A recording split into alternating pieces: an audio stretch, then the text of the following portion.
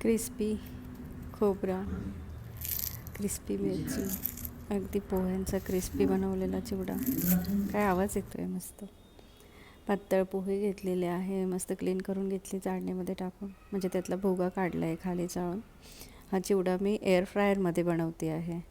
1 किलोचा चिवडा आहे हा. 185 डिग्रीला मी 8 ते 9 मिनटं असं लावून 3 टाईम्समध्ये पोहे डिवाईड करून भाजून घेतलेले आहे. अगदी अर्ध्या तासामध्ये माझा हा चिवडा झाला आहे. अर्धा पण नाही, 20 ते 25 मिनटामध्ये झाला आहे. आहा, क्रिस्पी आवाज पोह्यांचा येतो आहे मला छान.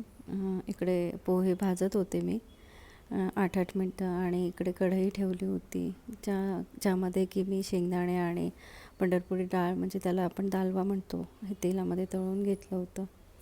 ॲट ए टाईम माझे दोन्ही कामं चालले होते. इकडे एअर फ्रायरमध्ये पोहे भाजत होते आणि हे कढईमध्ये इथे शेंगदाणे आणि पंढरपुरी डाळ मी तळून घेत होते. त्यामुळे मला कमी वेळ लागला आहे आणि फटाफट माझा चिवडा झाला आहे.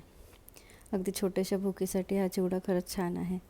थोडं कुणाला पटकन भूक लागली, तहान लागली आणि थोडं काही पूर्वी खायचं आहे, त्यासाठी हा चिवडा बनवून ठेवायला पाहिजे. मस्त त्याच तेलामध्ये मी मिरची आणि खोबरं छान क्रिस्पी असं भाजून तळून घेतलं आहे.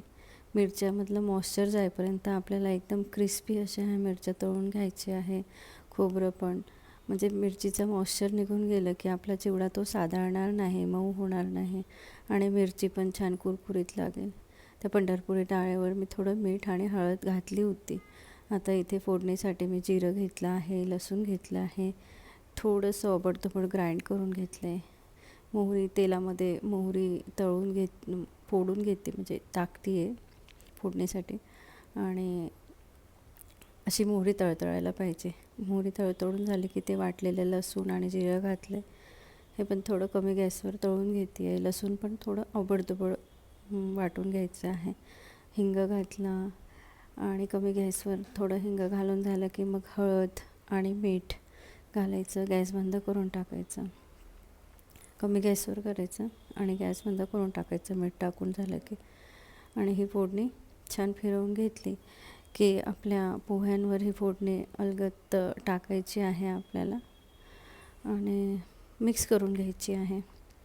पोह्यांमध्ये 1 बाय 1 जसं आपल्याला जमेल तसे ती टाकायची, मिक्स करत जायचे पोहे मात्र ना अगदी अलगद हाताने आपल्याला मिक्स करायची आहे ही फोडणी, जेणेकरून इतकी छान आपली मेहनत एअर फ्रायरची जी आहे ना, क्रिस्पी भाजून घेतलेला पोहा की तो तुटलेला नाही आहे. माझा पोहा एकदम एक कसा अख्खा राहिला आहे.